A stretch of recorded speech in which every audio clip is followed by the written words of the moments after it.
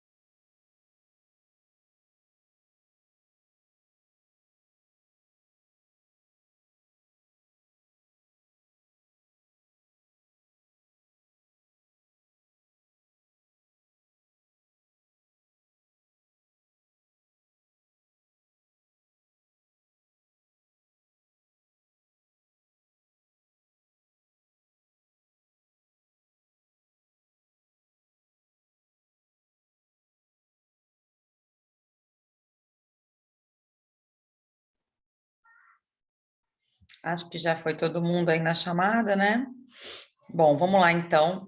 Hoje a nossa aula é uma aula um pouquinho diferente, né? Porque é uma aula muito específica da oftalmologia, é a aula de glaucoma, né? É uma aula extensa, e é uma aula que eu fico muito feliz de dar, porque é a minha especialidade e eu adoro falar sobre glaucoma, né? Estou sempre falando de glaucoma o tempo todo com todo mundo.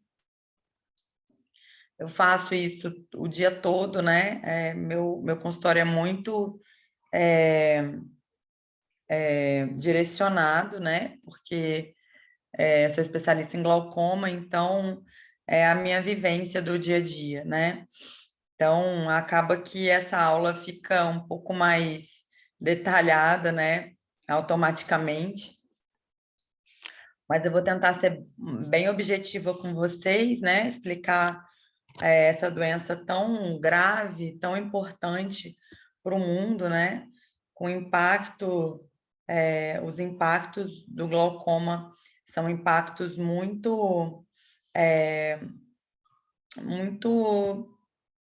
nocivos, né? Para a qualidade de vida das pessoas, né? É uma doença grave que não tem cura, né? Só controle. E é uma doença ingrata, porque os sintomas são muito pouco frequentes, né? E é só através realmente de um exame de rotina para a gente conseguir diagnosticar o glaucoma, né? Então, eu vou falar para vocês aqui agora de glaucoma de ângulo aberto, né? Então, como a gente já teve aula de anatomia do seio camerular, a gente já consegue saber a diferença do ângulo aberto para o ângulo fechado, né? Então, por que que é ângulo aberto e por que que é ângulo fechado, né? Isso se dá através da anatomia do seio camerular, né? Então, até onde no exame chamado gonioscopia, nós conseguimos visualizar as estruturas do seio camerular, até onde essa estrutura ela avança para a visualização de drenagem do humor aquoso. Então, se você consegue ver todas as estruturas até depois de trabeculado posterior, que é o trabeculado pigmentado, você sabe que existe uma drenagem do humor aquoso de uma forma fluida e com fluxo contínuo. Agora, se você tem um olho menor, com as estruturas formadoras na gonioscopia mais anteriores, onde a íris está mais anterior, né, que ela esconde todas as malhas do seio camerular, onde não é visualizado o trabeculado posterior, que é a drenagem, nós estamos diante de um ângulo estreito, né? Então, o que é o glaucoma? As pessoas têm mania de dizer assim, né? Até médico, que glaucoma é pressão do olho alta, né? Glaucoma não é pressão do olho alta. A pressão do olho, ela é só um fator de risco para a doença, né? E é um dos principais fatores de risco para a doença, né? Na verdade, o glaucoma é uma doença neurodegenerativa. O que é isso? É uma doença do nervo óptico. O nervo óptico, existe uma lesão, né, desse nervo, e é uma doença neurodegenerativa com etiologia multifatorial, ou seja, compreende inúmeras afecções oculares, possui característica de lesão progressiva do nervo óptico com perda do campo visual correspondente. Ou seja, o nervo óptico ele sofre uma lesão, sofre uma morte, uma apoptose das células ganglionares, são células nervosas adjacentes ao nervo óptico, onde o nervo óptico de todas as pessoas existe uma escavação, né? É um pequeno buraquinho no nervo, né? Normalmente, essa escavação, ela fica por volta de 0,3, que eu vou explicar para vocês como que a gente faz essa conta, né? E num glaucoma, a escavação é aumentada. A nossa suspeita sempre se dá através desse buraco aumentado dentro do nervo óptico, né? Porque as células estão morrendo, as células de estruturas ganglionares são células nervosas. Essas células, por qualquer motivo, geralmente por baixo fluxo de oxigênio, resistência da drenagem do humor aquoso, seja ela pelo trabeculado ou pela via alternativa, que são as vias episclerais, a via uvoescleral, que é uma via menos comum de drenagem, né, mas ela ajuda na drenagem, ela está prejudicada por algum motivo, né, o paciente começa a ter diminuição do fluxo e a pressão do olho fica um pouco mais elevada, tá? Existe glaucoma de pressão normal, então não se esqueçam que o glaucoma de pressão normal é um grande problema para diagnóstico, né? Então, não coloquem na cabeça de vocês que glaucoma é pressão do olho alta. A pressão do olho é só um fator de risco. E essa perda de campo correspondente, né? A doença ela tem uma característica muito importante, porque ela tem uma característica de fazer um campo tubular. Então, o paciente ele começa a perder a visão da periferia para o centro. Então, a gente fala que o paciente com glaucoma terminal ele tem só a visão central. Qualquer 10 graus para o lado, ele cai numa área de escotoma, ou seja, ele não tem visão periférica. E muitas vezes eles começam a suspeitar quando vão fazer vaga no carro. Você tem que ter muita noção de visão periférica. E aí o paciente começa a bater, começa a não enxergar, né? E aí procura o consultório dizendo que a visão lateral está diminuindo, né? Então, é uma característica. Eu tenho pacientes com escavação total, ou seja, lesão total do nervo óptico, com visão de 20/20 central, né? Ele enxerga 100% central, mas se der uma movimentadinha com o olho para a área de 10 graus, ele já perde a visão, já vira uma área de escotoma, né? Então, é extremamente importante vocês saberem essa característica da perda da visão periférica e vindo para ser tubular. Qual que é o fator de risco, Rodolfo? Obrigada por estar aí com a câmera aberta. Qual é o fator de risco, né? Hereditariedade. Então, história familiar é extremamente importante. Se vocês têm parentes de primeiro grau, segundo grau, né? Parentes, né, próximos, né? Bisavô, vó, bom, enfim, irmão, mãe, pai, principalmente, né? Com glaucoma, esse paciente, se for um glaucoma de ângulo aberto, ele deve fazer o acompanhamento, ele deve procurar um oftalmologista antes dos 40 anos, né? Para você conseguir mapear aquele nervo e, a partir dali, documentar e, a partir dali, acompanhar. Se tem um glaucoma de ângulo estreito, né, a partir dos 30 anos, você já tem que fazer pelo menos uma gonioscopia para saber se esse parente próximo tem uma possibilidade de fazer um bloqueio pupilar, principalmente em pacientes auto-hipermétropes, né, que existe uma grande hereditariedade familiar do paciente, o pai que tem 6 graus de hipermetropia, né, que o filho tem 5 graus de hipermetropia, então são olhos menores, olhos pequenos, né, que temos que fazer essa triagem antes, né? Fatores genéticos, né, que é a alteração do gênio de miocilina, principalmente para glaucoma de pressão normal, tem muito fator genético, né? Os pacientes que têm essa alteração do GLC1A, que é um gene importante para mudança da malha trabecular, tá? Então, fatores genéticos desse gene especificamente estão relacionados a glaucoma. Pressão intraocular normal é de 10 a 21 milímetros de mercúrio, né? Se o paciente chega a próximo de 20, 21, a gente considera uma hipertensão ocular, ou seja, o paciente pode ser hipertenso ocular, mas não ter glaucoma. Nem sempre tratamos o hipertenso ocular. O hipertenso ocular só é tratado com colírio se ele tem pressão acima de 23 com córnea fina.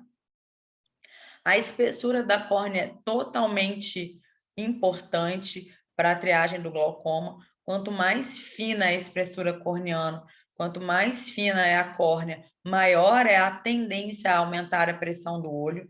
Então, a córnea, que a gente faz o exame através do exame chama paquimetria, que é a espessura da córnea. Se a córnea tiver menor do que 500 micron, a média de uma córnea é 520, 530. Abaixo de 520, a gente considera uma córnea mais fina, acima de 530, uma córnea mais espessa. Então, o paciente que tem a córnea mais fina, ele tem a maior tendência a ter glaucoma, tá? Por causa do bombardeio dessa córnea ser tão fina, bombardeio do nervo óptico através do humor aquoso e a pressão tender a ser mais alta no paciente que tem a córnea fina. Os pacientes que têm míopes, que são míopes altos, acima de 6, para glaucoma primário de ângulo aberto, tá? Porque o olho é grandão, então a drenagem é muito líquido ali para drenar. Então, esses altos míopes com olhos muito grandes, tendência maior a ângulo aberto. Quem tem enxaqueca, muito comum quem tem enxaqueca ter glaucoma de pressão normal, porque o nervo ali lesa através do baixo fluxo da vasoconstrição da migrânia. Então, quem tem dor de cabeça faz uma vasoconstrição, né? E essa vasoconstrição diminui o fluxo de sangue e, ao mesmo tempo, de oxigênio na cabeça do nervo óptico. E esse paciente começa a escavar o nervo óptico por baixo fluxo. Tenho vários pacientes com glaucoma de pressão normal por enxaqueca. E o paciente auto-hipermétrope, como eu já falei para vocês várias vezes, tendência maior a ter glaucoma de ângulo fechado, né? Ângulo estreito. Aqui alguns exemplos de exames, né? Quem passa, oi Cláudio, quem passa no ambulatório, lá no internato, a gente vai ver como que afere a pressão do olho através do tonômetro de Goldman, que é o tonômetro padrão ouro para aferição da pressão intraocular. Então, você encosta, você pinga um colírio que chama fluoresceína, que é um colírio amarelado.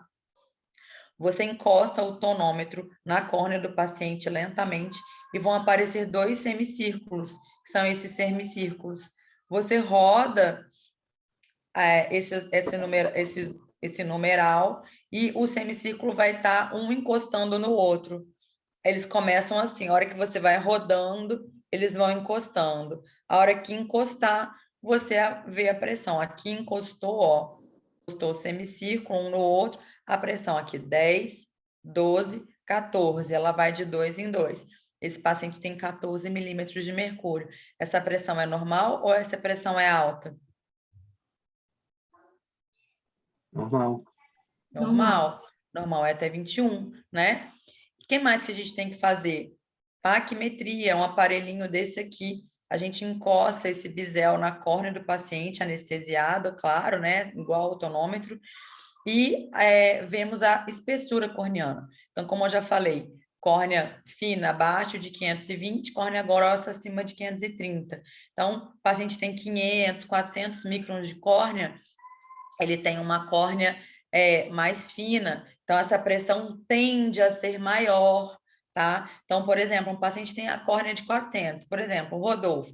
Rodolfo, fiz a paquimetria dele, tem uma córnea de 490, uma córnea fina. Aí ele é o dono dessa pressão aqui, né? Ele tá com 14 de pressão. Só que ele tem córnea fina, então, na verdade, ele não tem 14, ele tem 16.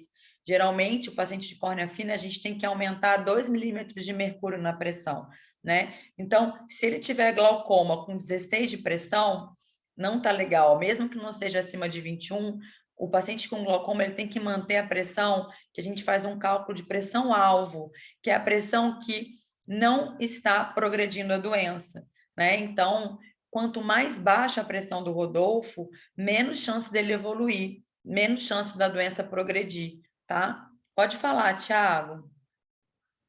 Professor, essa tendência do hipertúrgio... Oi, tá ajudando? Oi.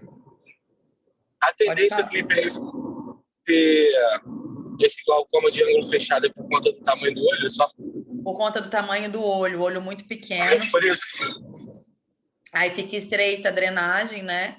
E aí a drenagem estreita trava tudo, qualquer movimentação da íris bloqueia totalmente a drenagem, porque já é estreito, e ele faz um glaucoma agudo, tá?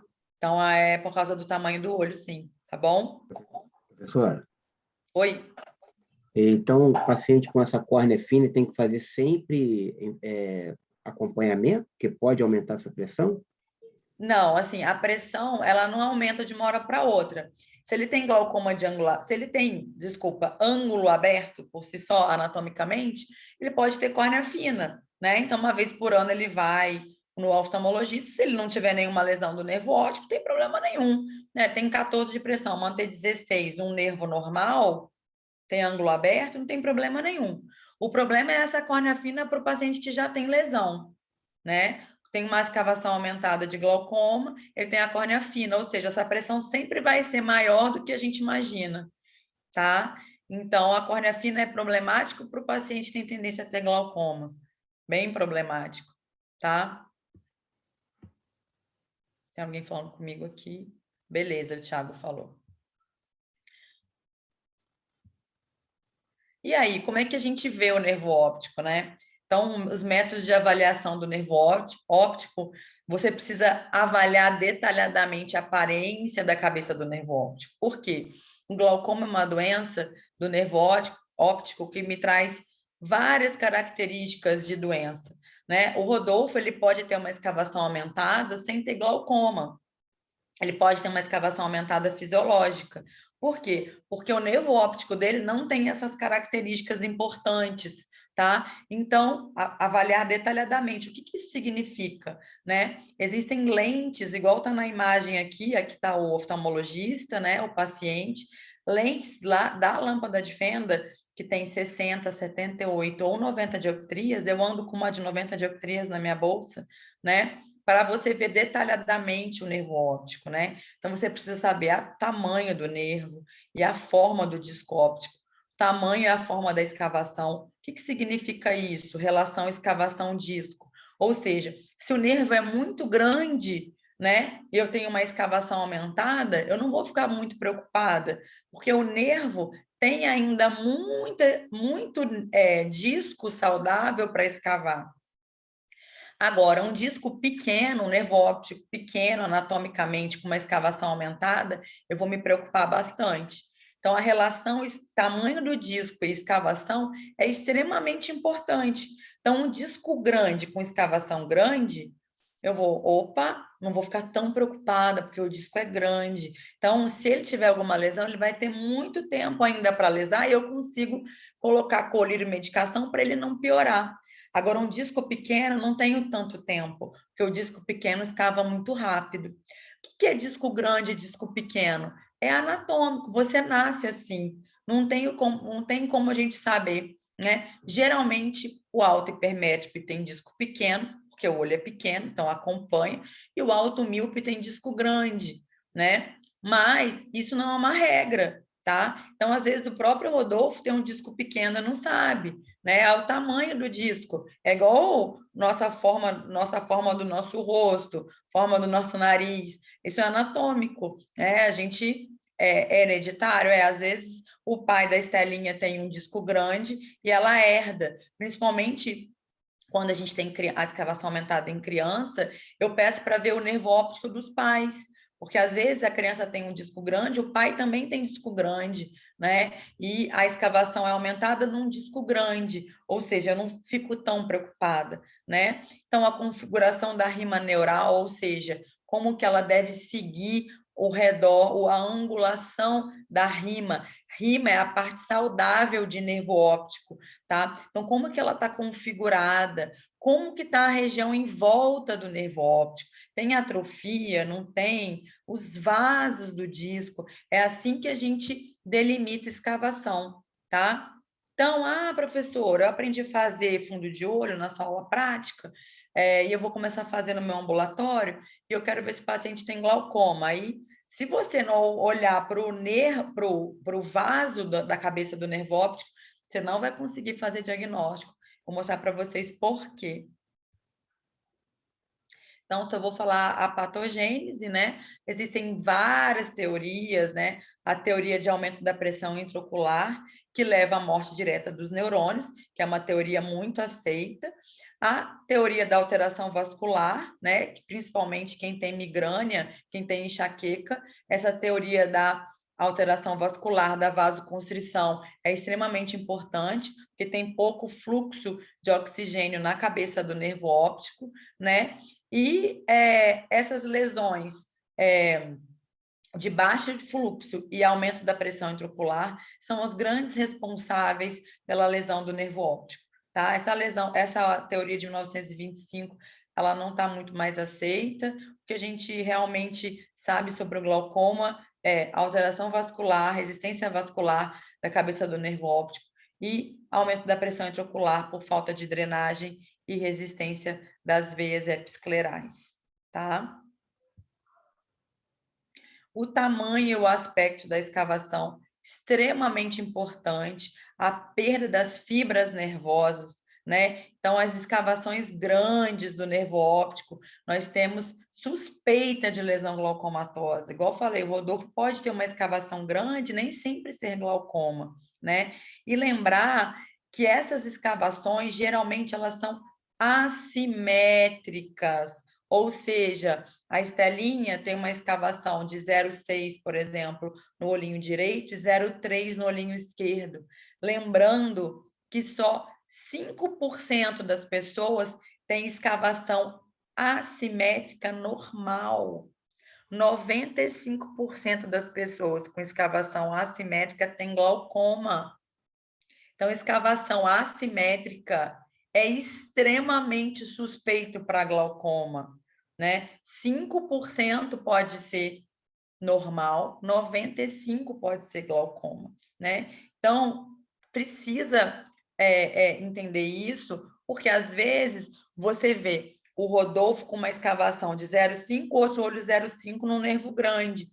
Ele tem escavação aumentada, mas provavelmente ele não tem glaucoma, porque a escavação é simétrica e não perde rima neural. Eu vou explicar para vocês o que é isso, tá? Então, por exemplo, olha esse nervo óptico, tá? Então, eu vou explicar para vocês essa aulinha, para vocês entenderem como que a gente conta a escavação do nervo óptico, né? Então, a gente divide a escavação em 10 partes. Então, aqui, só para vocês entenderem, eu divido o nervo em 10 partes. 1, 2, 3, 4, 5, 6, 7, 8, 9,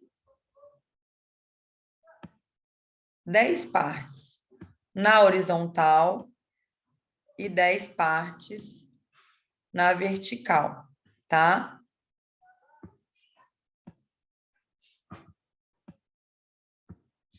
Aqui eu vou demorar um pouquinho para explicar, só para vocês entenderem.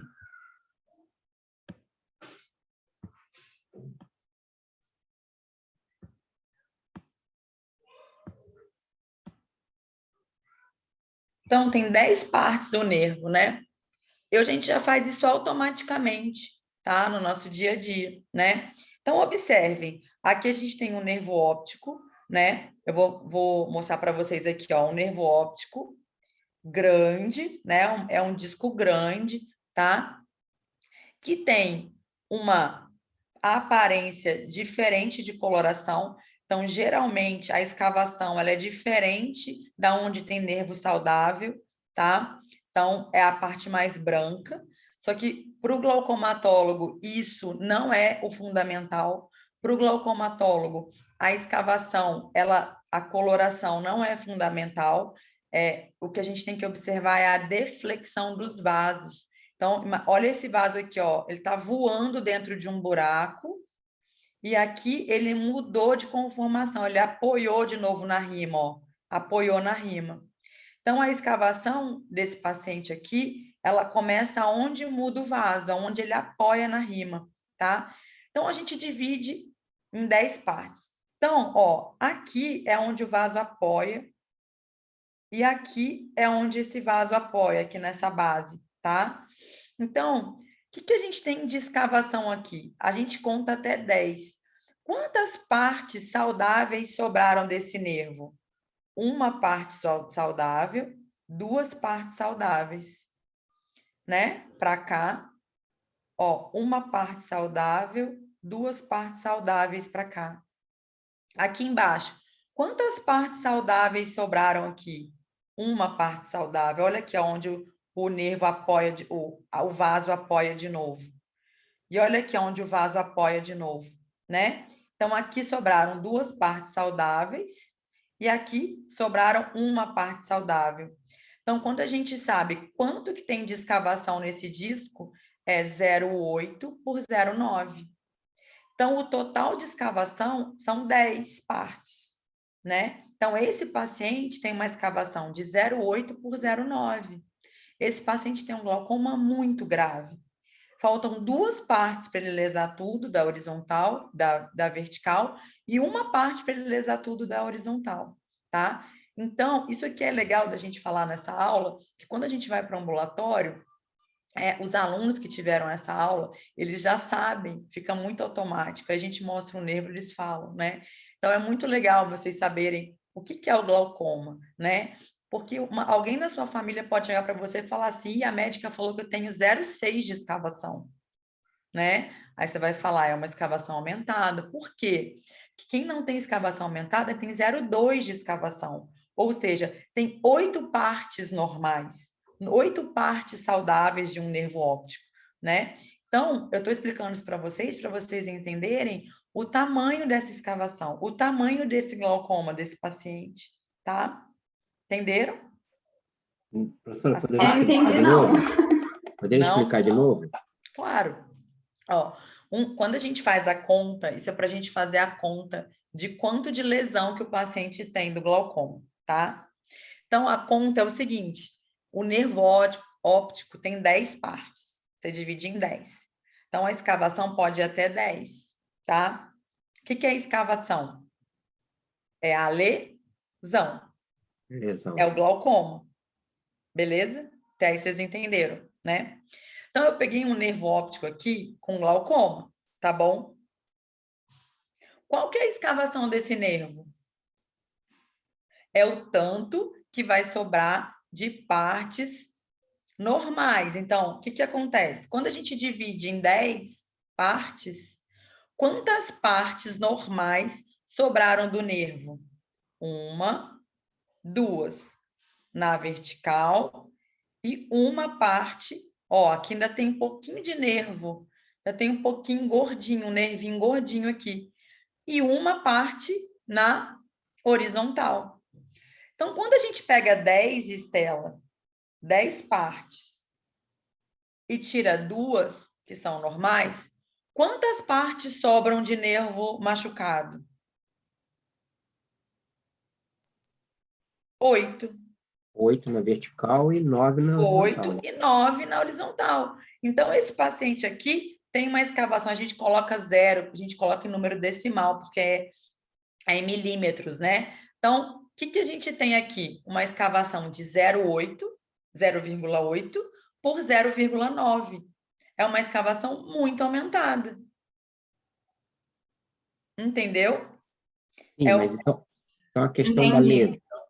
A lesão aí estaria na parte mais clara do nervo? Mais clara. A lesão é a parte mais clara. É onde a gente vê os vasos defletindo, né? Então, olha esse vaso dentro de um buraco, voando, de repente ele apoiou. Ele apoiou aonde? Na rima. O que é rima? Rima neural. Rima é onde ainda tem nervo.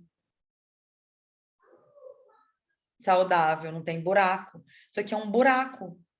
Eu olho a lâmina cribiforme aqui, que vai lá para o cérebro. Isso aqui é um buraco dentro do olho. Professor, Oi? essa parte posterior aí do nervo a gente não conta, não? Aí onde você está com a caneta. Aqui? Aí. Não, aí.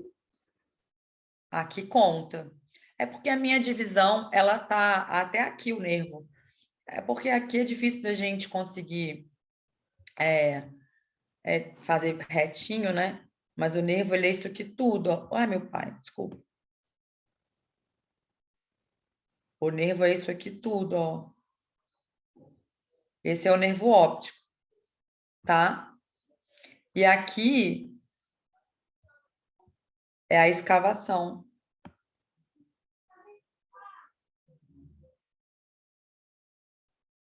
Ó.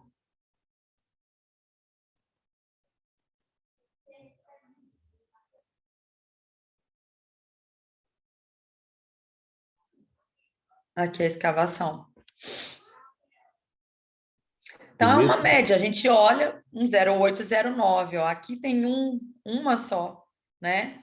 Aqui ainda tem mais duas, né? Então, é um 0,8, 0,9. Quase total. Muito Professor, grave. Oi? O mesmo tamanho que vai ser na parte anterior e posterior é o mesmo tamanho? É o mesmo tamanho. Ah, tá, entendi. Mesmo tamanho. Obrigado. Nada. Tá? Tá bom, gente? Ah, para que eu tenho que saber isso? Porque você é médico. Aí tem que saber, tá bom?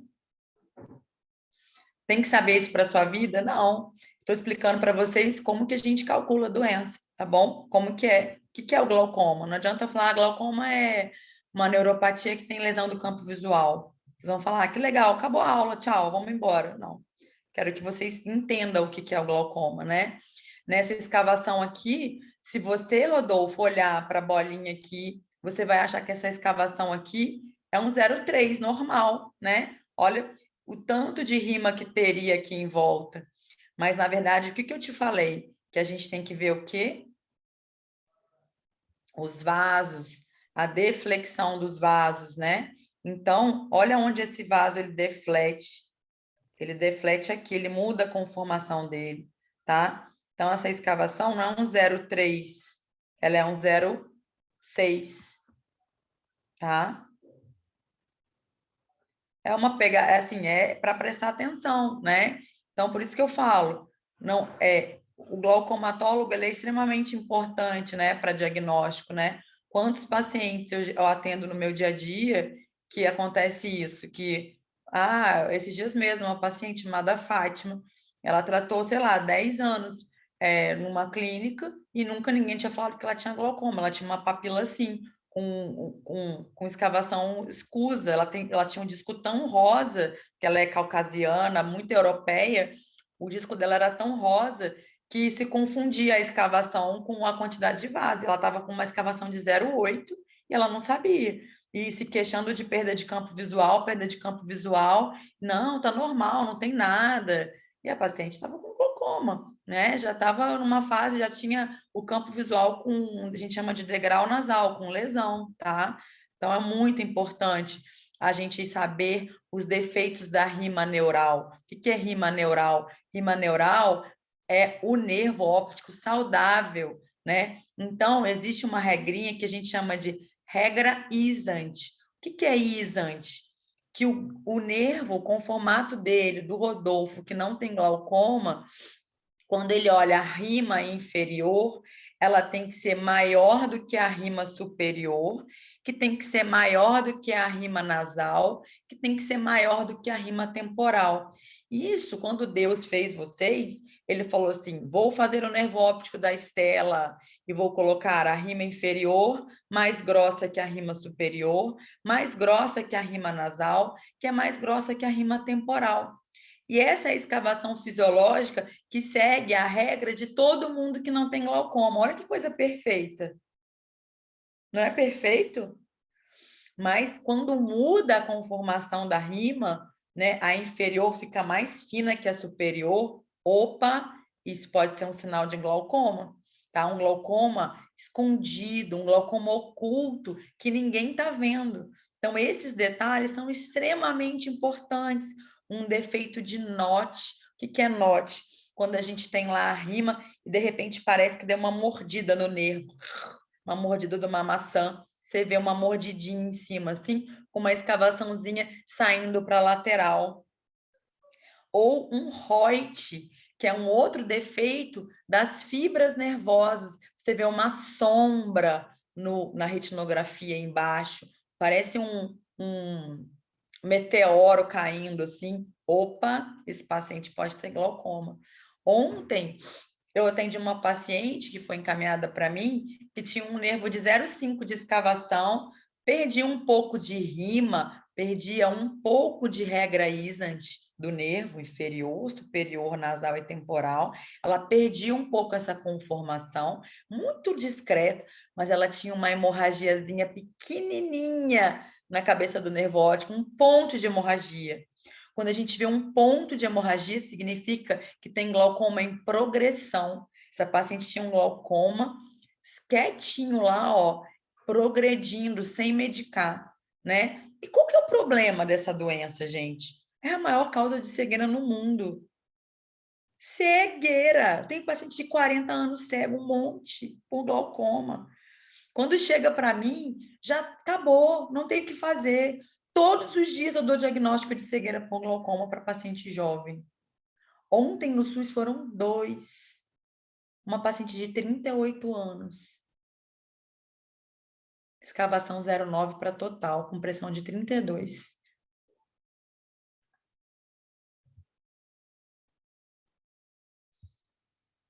Então, aqui, o que eu estou falando para vocês de note.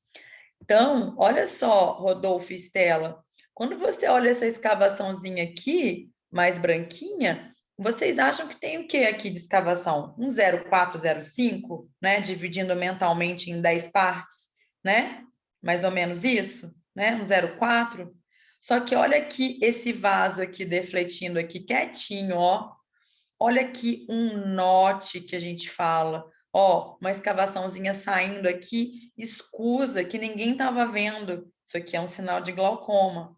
Aqui também, quando você olha só a coloração, você acha que é uma escavação inocente. Aqui, quando você vai direto com a lentezinha do seu exame de fundo de olho, você vê um vaso também, né? A escavação é maior do que parece. Está perdendo a regra Isant. Ó, inferior tem que ser maior do que superior e nasal tem que ser maior que temporal, ou seja, mais grossinho. E aí aqui, ó, o que aconteceu com a região nasal? Ela tá fina, ela tá menos fina do que a temporal. Ela tá perdendo a regra Isant, inferior, superior, nasal e temporal. Isso aqui é extremamente importante. Quando eu vejo um nervo óptico, primeiro eu fotografo. Eu fico, sei lá, uns 10 minutos avaliando ele. Porque tem um monte de regrinha escondida, né? E são muitos diagnósticos não feitos por causa disso. Professor, O nervo óptico é uma caixinha de surpresas. Fala. onde que esse vaso está defletindo aí na região posterior? Também Vou pegar tudo para você, ó. também? Aqui, ó, ele deflete aqui, ó. Ele tá voando aqui, aí ele apoiou, ou seja, aqui tem rima. Ele voou e apoiou, tá vendo? Deixa eu apagar aqui que ficou ruim. Ai, caramba.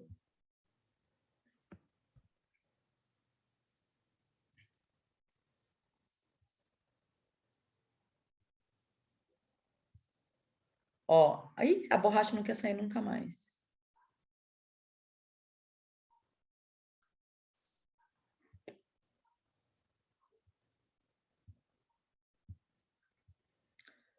Ó, aqui o vaso, ele veio, vou só acompanhar aqui, ó. Ele tá voando aqui no buraquinho, tá vendo? Mas aqui, olha como ele mudou de conformação. Ele apoiou de novo. Aqui tem apoio para ele, não tá voando. Aqui ele voou e apoiou de novo. Então, aqui a escavação tá seguindo bonitinha. Ele veio até aqui, ó, e tá apoiando aqui. Agora, olha aqui, ó. Aqui, ele tá apoiando lá em cima, tá vendo? Ó, ele perdeu a conformação aqui de novo, ó. Então, aqui tem um buraco, tá? Quando ele muda de conformação, onde ele apoia que a gente conta. Então, a sensação que eu tenho quando você olha, que o nervo está escavado só aqui, ó. Tá vendo? Aí, vamos para a regra Isant. Inferior, superior. Inferior tá mais grossinho que superior, não tá? Ó, se você olha a borda aqui, tá mais grossinho, certo? Aí o nasal tinha que ser mais grossinho que o temporal, certo? Se você olha assim, ele é grosso. Tá seguindo regra Isant, não tá? Nasal, temporal. Não tá seguindo regra Isant? Quando você olha assim? Tá. Só que o que acontece, gente? Tem uma escavação aqui, ó, que a gente não estava vendo. Seguiu regra Isant, o nasal continuou mais grossinho que temporal. Olha o que sobrou de nasal. Olha o que tem de temporal. Perdeu regra Isant, glaucoma. Tá bom? Que bom que vocês estão entendendo. Interessante, né? Essa aula Não? prática para conseguir avaliar isso? Não, se vocês quiserem, sim. No ambulatório a gente avalia bastante, tá? O ambulatório é bem legal. Faz diferença, sabe? Assim, quando a gente tem aula e é legal que eu estou dando aula para uma turma que eu dei para o Elton, para esse pessoal, que eles já estão lá no internato, e aí a gente vai fazendo uma dobradinha, é super interessante, assim, deles lembrarem disso, sabe? Então, aqui, ó, para vocês verem o note, né, que é essa mordidinha aqui maior de escavação, olha onde o vaso está defletindo. Quanto de escavação que tem aqui, gente, nesse nervo gigante?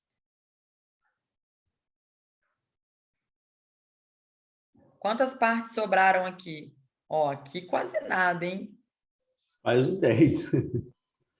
Um 0,9, né, Por praticamente, aí, né? 09, Não é não, 09. Estela? E olha aqui, ó, esse nervo aqui não parece ser um nervinho inocente? Ó, parece ser um 0,5 mais ou menos, não parece? Mas tem um vasozinho aqui Tem defletindo um aqui. vaso aqui, aqui, ó, aqui parece 0,5. Só que aqui tem uma mancha, que a gente fala de sinal de Reut. Essa mancha aqui, ó, essa sombra aqui, tá vendo? Essa sombra na camada de fibras nervosas. Tá vendo mais escurinho aqui? Seguindo tipo um rabo de foguete. Isso é um sinal de glaucoma também, tá? Que está sofrendo a fibra nervosa aqui e esse nervo está escavando. Então, só para vocês saberem essas pegadinhas, né? De nervo. Glaucoma oculto. E o paciente ficando cego. E as variações da região peripapilar, né? O que tem ali na região peripapilar para a gente pensar em glaucoma? Então, aqui, ó, uma atrofia peripapilar, zona beta, beta branca, alfa preta. Então, zona beta, que está nítido, uma escavação. Quanto tem de escavação aqui, gente? Escavação gigantesca, né? Isso ainda vem acompanhado de zona atrofia peripapilar, ó. Mais ainda a gente pensa em glaucoma, tá?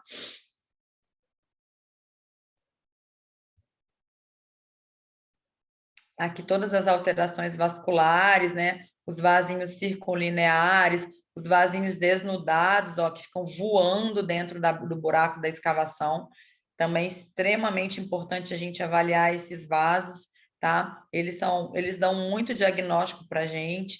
Esses vasos em passarela, retos, assim, também são vasos que chamam a nossa atenção. Então, a alteração do vaso, a alteração da rima, segue isant, não segue isant, assimetria de escavação, né? Conformação do vaso, tudo isso faz a gente pensar numa doença tão grave que é a doença do glaucoma. Um vaso em baioneta, ó, gordão, sofrido, ele apoia aqui, só tem esse restinho de rima aqui, ó, tá? Também é extremamente importante a gente avaliar esses vasos que aparecem dentro do nervo óptico, tá? E a hemorragia em chama de vela que eu falei para vocês, ó, essa paciente que eu vi ontem, ela tinha uma hemorragiazinha assim, ó, parecia que era um vaso mais gordinho, mas ela estava com uma hemorragia, ou seja, glaucoma em progressão, nervo óptico sofrido. Aqui, ó, outra hemorragia em chama de vela aqui na cabeça do nervo óptico, olha, quietinha,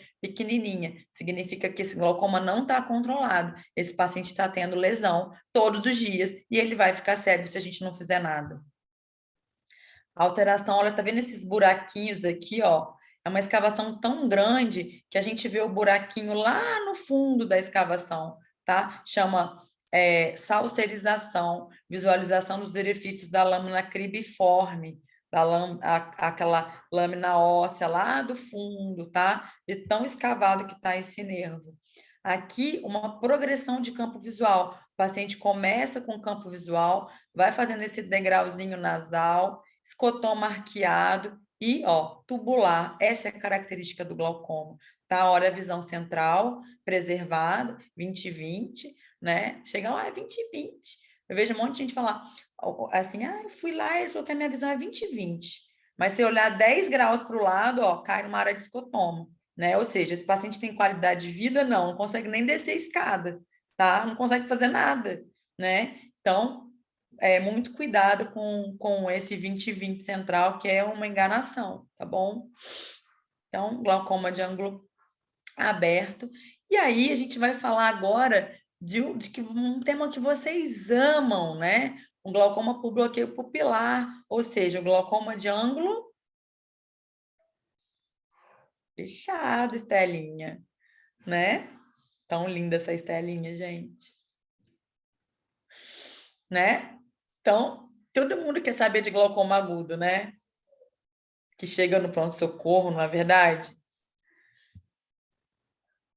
E aí? E aí, o glaucoma por bloqueio pupilar é a forma mais comum de glaucoma de ângulo fechado, né? Ou seja, existe uma resistência do fluxo do humor aquoso, né? Na porção pupilar da íris e a superfície anterior do cristalino, aumenta a pressão do olho, empurra, não drena mais nada e fecha o ângulo. Fechou o ângulo, a pressão vai para 60 milímetros de mercúrio, né?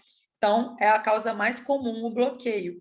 Existem outras causas de bloqueio pupilar, esse agudão, né? Ou os bloqueios intermitentes. Eu tenho paciente lá que é engraçado, ela faz um pico de dor, aí ele fica bloqueando e desbloqueando, então depende da movimentação da pupila dela, não bloqueia de vez, não faz a íris embobê para o glaucoma agudo, né? Chega no consultório com 30 de pressão, aí depois está 10, ela vai bloqueando assim. Muito grave, sério, né? Porque ela acha que ela teve uma dor de cabeça e aí dói o olho, para de doer, dói o olho, para de doer. Quando chega lá, já está com o nervo frito, né? Branco, escavado, né?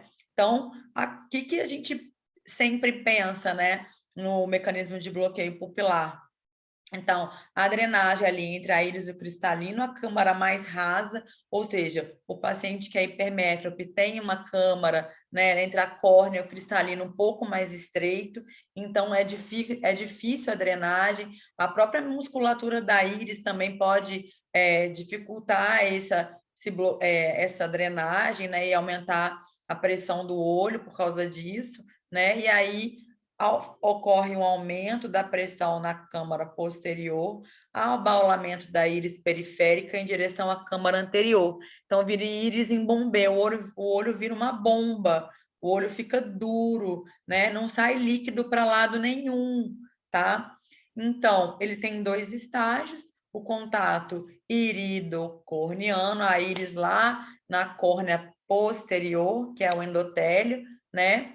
E a posição da íris, ou seja, pode ser por essa restrição, por esse tamanho de olho pequeno, e aí existe um contato da íris com a córnea e a malha trabecular através da movimentação da pupila, ou anatomicamente o Rodolfo nasceu com uma íris que a gente chama de íris em dupla corcova, né? Ou a posição de íris. A íris tem uma anatomia lá em cima que fecha o ângulo, tá? Então, essa íris em dupla corcova é anatomicamente nos dá o bloqueio pupilar, né? Então, aqui o cristalino, né? A íris, a pupila aqui, então bloqueia tudo e o líquido fica preso, ele não consegue mais sair aqui na hora na drenagem, né? E aí a íris abaula, bloqueia tudo, o paciente faz o quê? Muita dor, né? Vontade de vomitar, né? Se a gente não fizer nada em 6 horas, o que acontece? Esse nervo frita, né? Esse nervo lesa inteiro, tá? E o que predispõe esse bloqueio? O paciente tem cristalino muito espesso e anteriorizado, porque ali aquela região fica toda estreitinha. Então, às vezes, o paciente tem uma catarata ou mesmo um cristalino maior, mais gordão, né? Acaba fazendo essa drenagem ficar diminuída.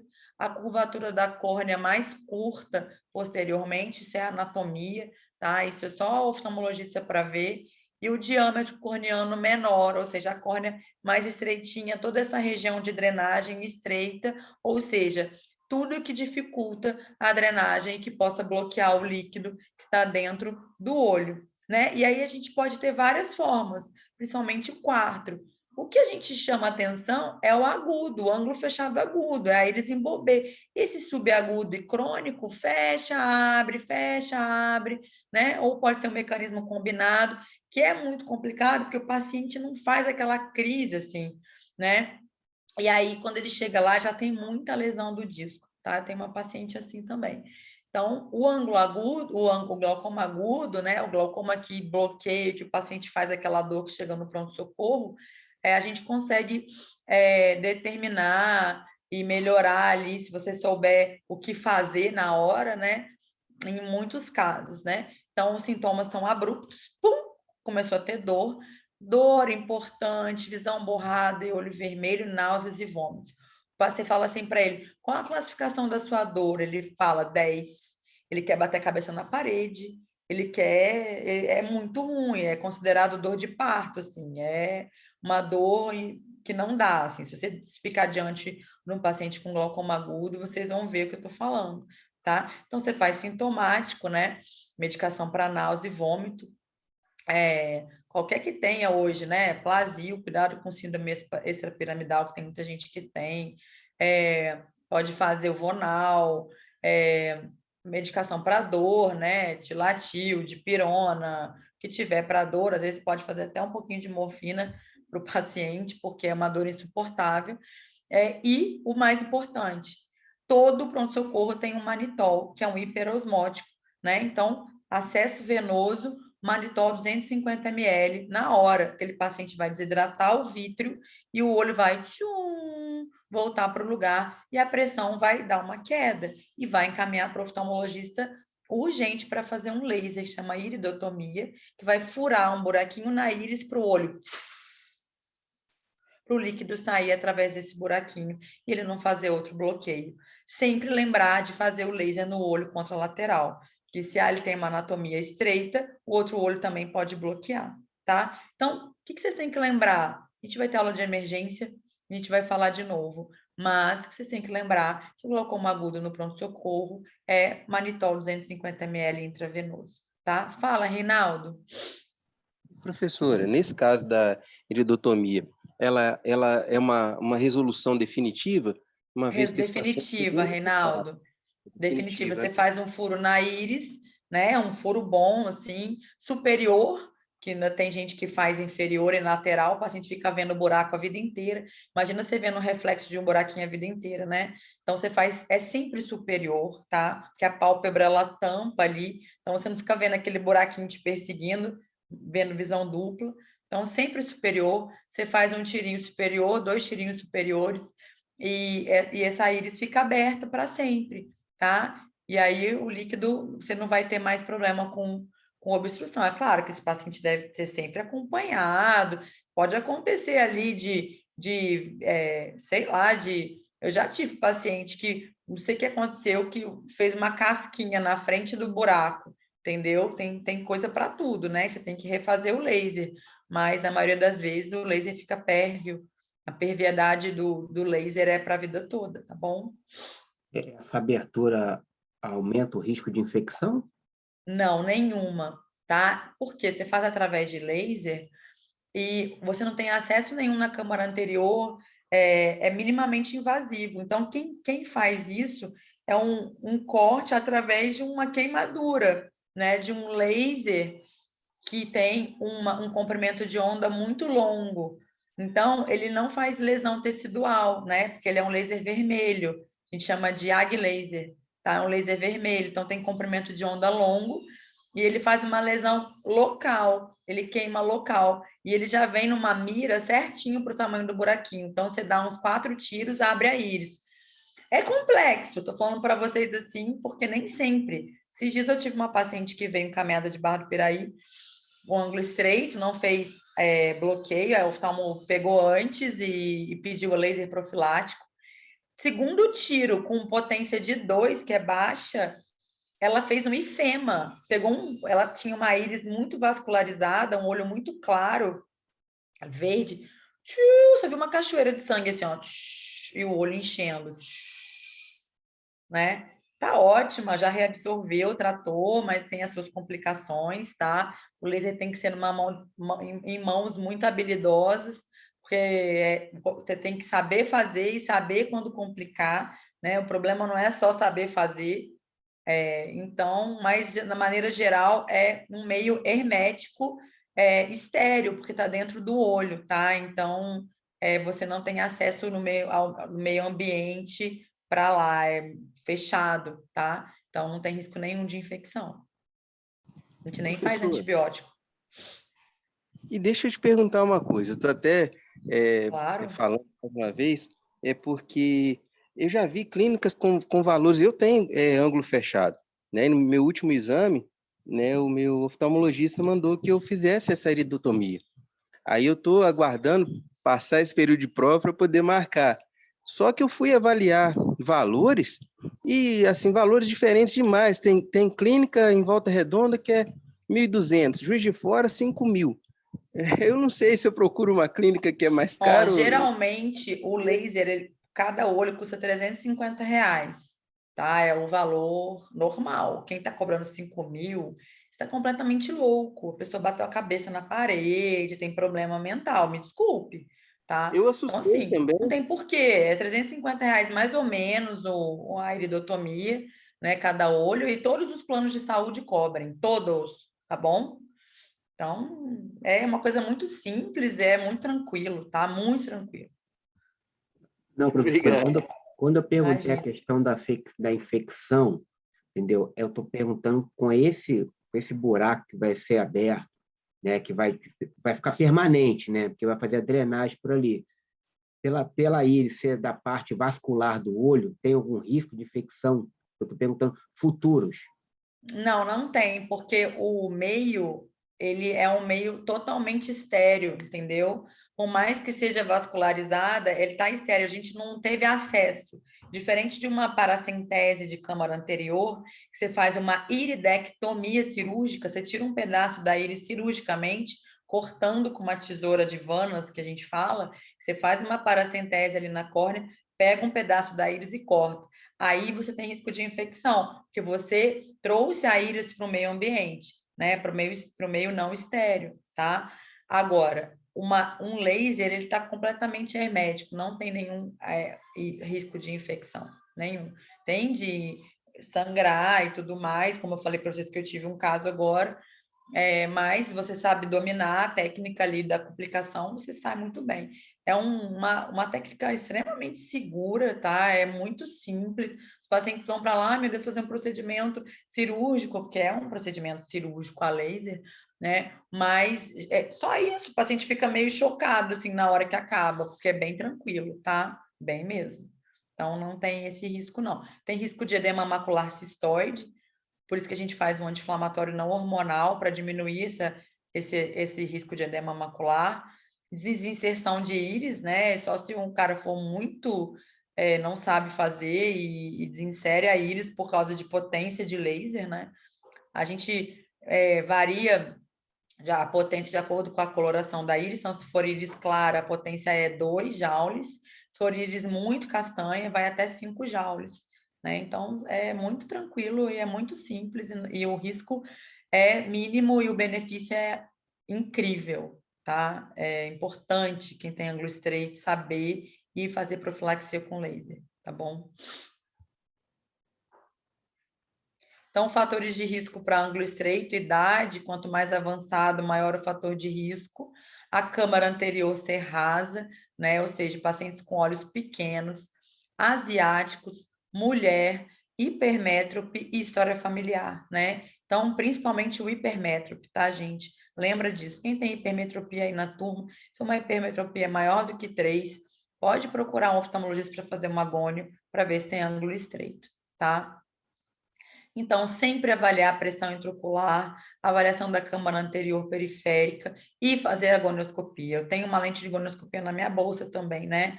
Ninguém dá muito valor a esse exame, mas ele é divisor de águas no glaucoma, né? Esses dias um amigo oftalmo me ligou: Lívia, vou te encaminhar uma bomba, uma paciente grave, jovem, glaucoma, tem que operar.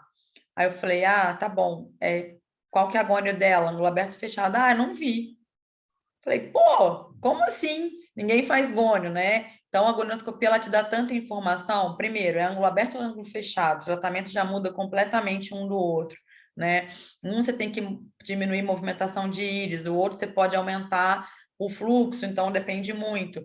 Esse trabeculado é pigmentado demais? Qual que é o pigmento? Existe um glaucoma secundário que chama glaucoma hiperpigmentário, onde o trabeculado é negro, ele é muito, muito, muito escurecido, né? Então, geralmente, ele é meio amarronzado claro e fica preto mesmo, né? O glaucoma hiperpigmentado é um glaucoma de difícil controle, então, você consegue ver o pigmento do trabeculado na gonioscopia. Então, é importantíssimo fazer gonioscopia, né? Então, a primeira linha que a gente faz, inibidor da anidrase carbônica sistêmico, né? O Diamox também pode ser utilizado via oral, né? Que é acetazolamida, 250 miligramas de 6 em 6 horas, dose máxima, mas a gente passa no consultório, né? O beta-bloqueador e alfa-agonista, colírio, e a pilocarpina, porque a pilocarpina, ela fecha a pupila, né? E aí ela abre a lateral ali da drenagem. Então, é extremamente importante a gente usar a pilocarpina nesses casos de glaucoma de ângulo estreito, tá?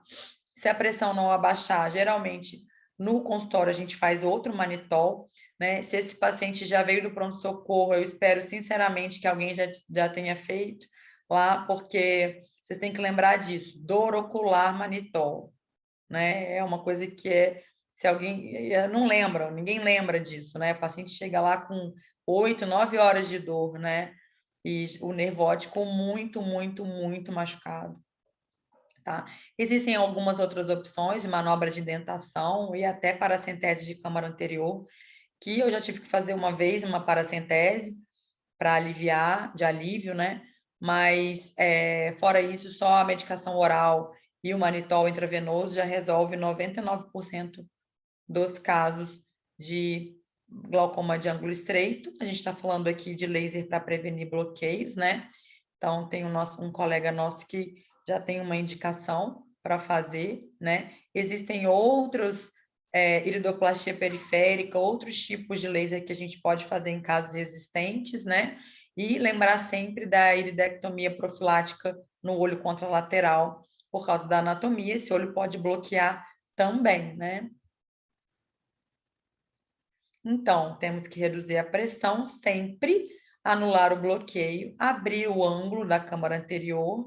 Se não acontecer, existem cirurgias ou a laser que a gente faz, ou a trabeculectomia, né, que é a TREC, que é uma cirurgia que a gente pode fazer para tentar controlar essa pressão, e lembrar sempre da iridotomia profilática no olho contralateral, o laser no olho contralateral, tá?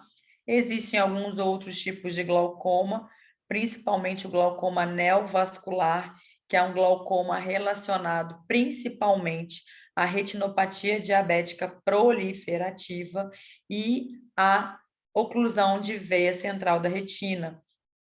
Por muito baixo fluxo na retina, ocorre o quê? Neovascularização retiniana. Essa neovascularização faz o quê? Desce para o trabeculado, enraiza o trabeculado e vai para a íris, né? É um glaucoma muito grave, terminal, vindo, né, descendente de retinopatia diabética proliferativa e oclusão de veia central da retina por neovascularização intrabeculado, retina, trabeculado e íris, tá? Então, lembrar sempre dessas causas, porque essa hipóxia retiniana faz produzir substância angiogênicas, substâncias inflamatórias e fazem ter de neovascularização. Então, olhem, a íris numa fase inicial com alguns vasinhos aqui, tá? Aqui já é tardia, era para estar aqui, tá aqui. Aqui, olha só, tudo cheio de neovascularização. Olha o tamanho desses neovasos chegando, tá? Um glaucoma extremamente grave, secundários à hipóxia da retina, glaucoma neovascular, essa pressão também vai para 50, 60, o paciente tem dor. Sabe qual é o pior? Olho cego doloroso. Então, esse paciente fica com o olho cego e com dor. Ou seja, né? Às vezes a gente tem que tirar o olho porque o paciente não aguenta de dor, tá? É uma dor crônica. Já tive que eviscerar alguns glaucomas neovasculares, tá? É realmente muito sério e muito triste. E assim, gente, é muito comum, tá? Muito comum.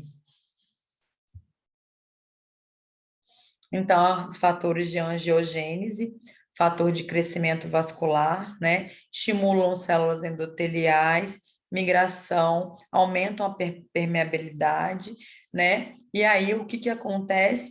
Começa a ter essa neovascularização intensa dentro do olho, né? Os vasos vão para todas as partes do olho, e aí terminam na íris, né? A pupila dilata, o paciente fica com edema de córnea, dor. O paciente não consegue dormir. A gente faz Diamox, a gente faz Manitol. O paciente melhora, faz uma melhora momentânea, dali a 24 horas está com dor. Muitas vezes eu tenho que fazer congelação do corpo ciliar, então eu falo, é ciclocrioterapia, né? Então eu pego uma bomba de nitrogênio com uma canetinha e queimo o corpo ciliar para parar de produzir humor aquoso, tá? E aí, ou eu faço uma injeção aqui embaixo, lá atrás, de álcool para matar o nervo óptico, para esse paciente parar de sentir dor, tá? E, por último caso, a gente tem que eviscerar, não tem jeito, porque é um olho cego, doloroso. Então, imagina, você já tem um olho que não enxerga e você fica deprimido por dor, porque é uma dor que não cessa, não melhora, tá? Então, gente, diabetes é um problema sério, tá? Então, as principais causas: oclusão de veia central da retina, em 28% dos casos, retinopatia diabética proliferativa, com 50% dos casos, tá? Então, mais uma vez, né, a gente já sabe o fundo do olho dessas duas doenças extremamente comuns, tá? E que causam esse glaucoma tão grave, tá bom, gente? Bom, era isso que eu tinha para dizer para vocês hoje, tá? dos glaucomas. Espero que tenham ficado dentro de vocês o que é o glaucoma, o que é a lesão do nervo, o que é essa doença tão falada, né? A gente, direto, vocês devem, o glaucoma, tem glaucoma. O que é glaucoma, né? É uma doença do nervo óptico, né? Então, aí vocês precisam saber disso, tá? E como vocês vão manejar um glaucoma com dor de ângulo estreito no pronto-socorro, tá bom? Se alguém tiver mais alguma dúvida, estou à disposição de vocês. As 2 primeiras aulas depois da prova eu enviei para a Mari, hoje, tá? Ela deve passar para vocês. E estou aqui. Se precisar de alguma coisa, estamos juntos. Muito obrigado, Obrigada, viu? professora. Obrigado Bom final você de pela aula. semana. Bom final de Obrigada, semana. Fica Rodolfo. com Deus, Zé. Você também, Obrigada, tá? Laura. Obrigada, professora. Obrigada, meninas. Obrigada, Valeu, Rodolfo. querida. Oi, Obrigado. Daniel. Valeu, querida. Nada. Bom fim de semana aí. Valeu. Bom final de semana para vocês. Obrigado pela aula, professora. De quem está falando? Felipe. Oi, Felipe. Obrigada a você por ter assistido, tá bom?